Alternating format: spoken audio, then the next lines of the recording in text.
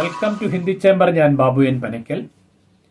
ഇന്ന് നമ്മൾ കേരള സിലബസ് +1 ഹിന്ദി എക്സാമിനേഷന് എപ്പോഴും ചോദിക്കുന്ന കമ്പൽസറി ക്വസ്റ്റ്യൻ ലെറ്റർ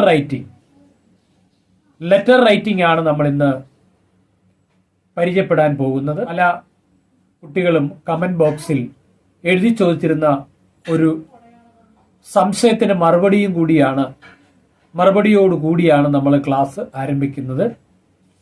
പലരും എഴുതി ചോദിച്ചിരിക്കുന്നത് 8 മാർക്കിന് ഒരു ലെറ്റർ എഴുതുമ്പോൾ എത്ര മാത്രം എഴുതണം അഥവാ എത്ര പേജ് എഴുതണം എന്നാണ് പലരുടെയും സംശയം.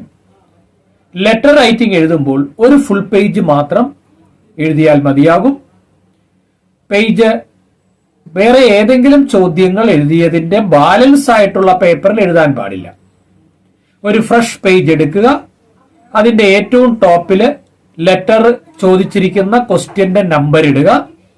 അതിനുശേഷം ലെറ്റർ റൈറ്റിംഗിന്റെ ഫോർമാറ്റിൽ തുടങ്ങി നമ്മൾ തന്നിരിക്കുന്ന ക്വസ്റ്റ്യൻ അനുസരിച്ച് ലെറ്റർ റൈറ്റിംഗ് എഴുതുക. ആ ഒരു പേജ് ഫുള്ളായിട്ട് എഴുതുമ്പോൾ നമുക്ക് 8 മാർക്കും കിട്ടും. 8 മാർക്കിന് വേണ്ടി പേജ് ബൈ പേജ് ആയിട്ട് എഴുതേണ്ട ആവശ്യം ലെറ്റർ റൈറ്റിംഗിനില്ല. ഡയറിക്കും ലെറ്റർ റൈറ്റിംഗിനും പോസ്റ്റർ മുതലായ ചോദ്യങ്ങൾക്ക് അങ്ങനെ ഒന്നിൽ കൂടുതൽ പേജ് എഴുതേണ്ട ആവശ്യമില്ല.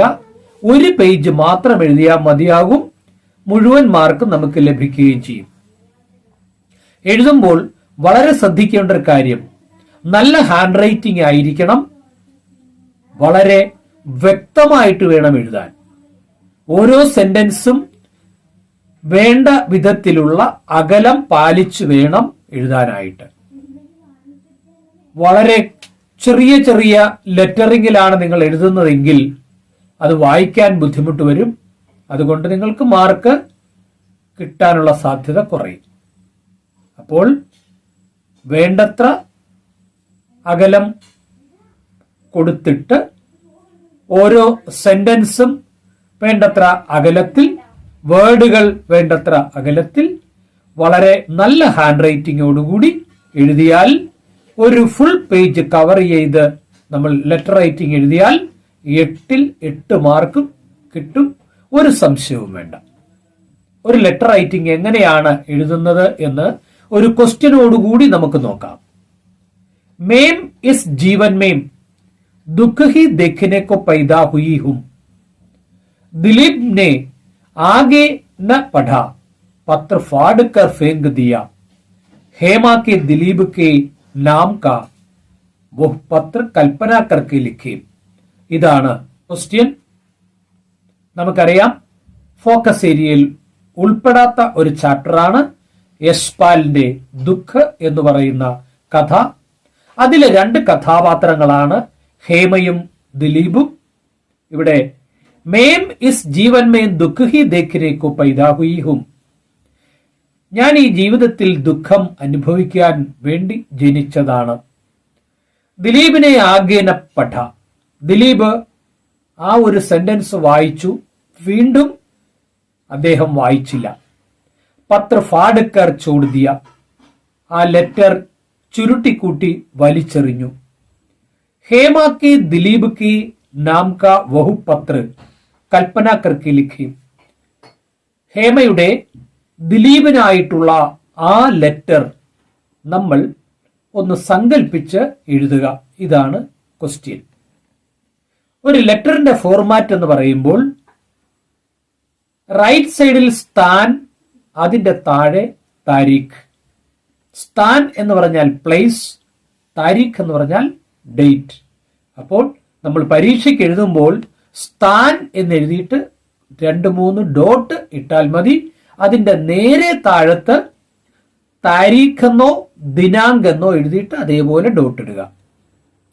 ആ ലൈനിൽ വിട്ട് അതിന്റെ താഴത്തെ ലൈനിന്റെ ലെഫ്റ്റ് സൈഡിലായിട്ട് പ്യാരേ എന്ന് ചേർക്കുക, അതായത് സംബോധന ചേർക്കുക, ഒരു കോമ ഇടുക. എന്നിട്ട് ഈ ചോദ്യത്തിനായിട്ടാണ് നമ്മൾ ഉത്തരം എഴുതുന്നതെങ്കിൽ ഇപ്രകാരമാണ് എഴുതേണ്ടത്. മേം ഇസ് ജീവൻ മേം ദുഃഖ ഹി ദേഖനെ കോ പൈദാ ഹുയി ഹും. നമ്മൾ കണ്ടു.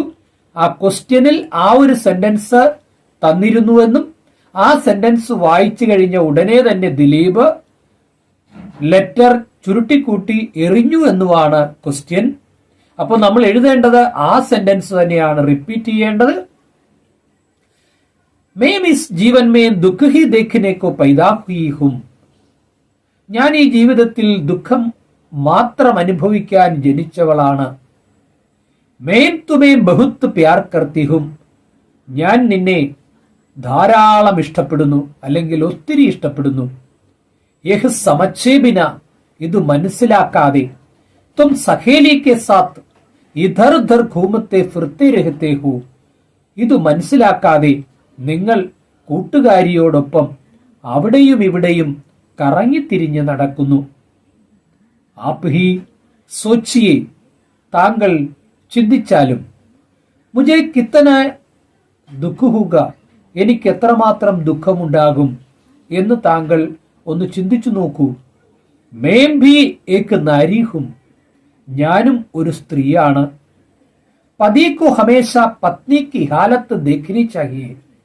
ഭർത്താവ് എപ്പോഴും ഭാര്യയുടെ അവസ്ഥ നോക്കേണ്ടതായിട്ടുണ്ട്. पर तुम हमेशा मुझसे अलग रहते हो.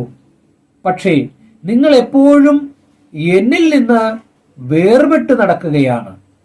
പ്യാർ നഹി കർത്തേ ഹോ, വേണ്ടത്ര സ്നേഹിക്കുന്നില്ല. ഇസ്ലിയെ മുझे घर जाना पड़ा, അതുകൊണ്ട് എനിക്ക് വീട്ടിൽ പോരേണ്ടി വന്നു. ജവാബ് കി പ്രതീക്ഷാമേം, ഏറ്റവും അവസാനം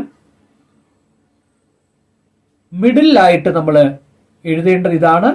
ജവാബ് കി പ്രതീക്ഷാമേം, വലതുവശത്ത് തുമാരി ഹേമ. ഇത്രയുമാണ് ആ ക്വസ്റ്റ്യന് എഴുതേണ്ടത്.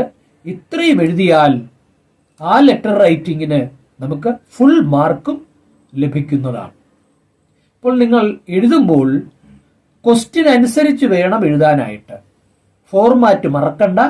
വലതുവശം മുകളിൽ സ്ഥാൻ, അതിന്റെ നേരെ താഴെ താരീഖ്, അതിനും താഴത്ത് ലെഫ്റ്റ് സൈഡിലായിട്ട് പ്യാരെ മിത്രന്നോ, അതല്ലെങ്കിൽ ഭാര്യ ഭർത്താവിനാണ് എഴുതണമെങ്കിൽ പ്യാരെ എന്ന് മാത്രം മതി.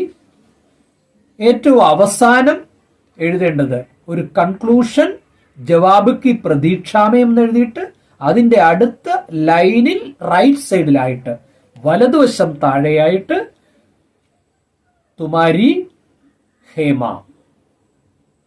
ഇത്രയുമാണ് ആ ലെറ്റർ റൈറ്റിംഗിൽ നമ്മൾ എഴുതേണ്ടത്. ഏതെങ്കിലും കാരണവശാൽ തന്നിരിക്കുന്ന ലെറ്റർ റൈറ്റിംഗിന്റെ ചോദ്യത്തിനനുസരിച്ച് ലെറ്റർ എഴുതാൻ നിങ്ങൾക്ക് സാധിച്ചില്ല എങ്കിൽ ഈ ഫോർമാറ്റ് എഴുതിയതിനു ശേഷം ക്വസ്റ്റ്യനിലകത്ത് പറഞ്ഞിരിക്കുന്ന കാര്യങ്ങൾ ബോഡി ഓഫ് ദ ലെറ്ററിൽ എഴുതി വയ്ക്കുക. എന്തായാലും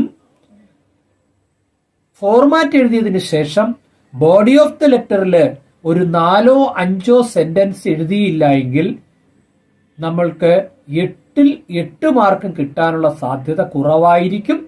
അതുകൊണ്ട് ഓൺ വേഴ്സിലാണെങ്കിൽ, കാണാതെ പഠിക്കാത്ത ലെറ്ററാണ് വന്നിരിക്കുന്നതെങ്കിൽ ഓൺ വേഴ്സിലാണെങ്കിലും ഒരു 6-8 സെന്റൻസ് നിങ്ങൾ നിർബന്ധമായിട്ടും എഴുതണം. അങ്ങനെ ഒരു ഫുൾ പേജ് കവർ ചെയ്ത് വച്ചിരിക്കണം. ആ എഴുതുന്നത് വളരെ വ്യക്തമായിരിക്കണം, വളരെ നീറ്റായിട്ട് വേണം എഴുതാനായിട്ട്. എന്നാൽ നിങ്ങൾക്ക് ഫുൾ മാർക്ക് ലഭിക്കും.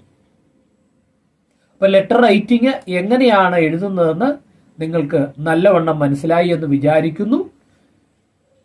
എല്ലാവരും ലൈക്ക് ചെയ്യുക, ഷെയർ ചെയ്യുക. അടുത്ത പ്രധാനപ്പെട്ട ചോദ്യം നോട്ടിഫിക്കേഷനായിട്ട് ലഭിക്കുന്നതിന് ബെല്ലൈക്കണിലെ ഓൾ ഓപ്ഷൻ കൂടി പ്രസ് ചെയ്യുക.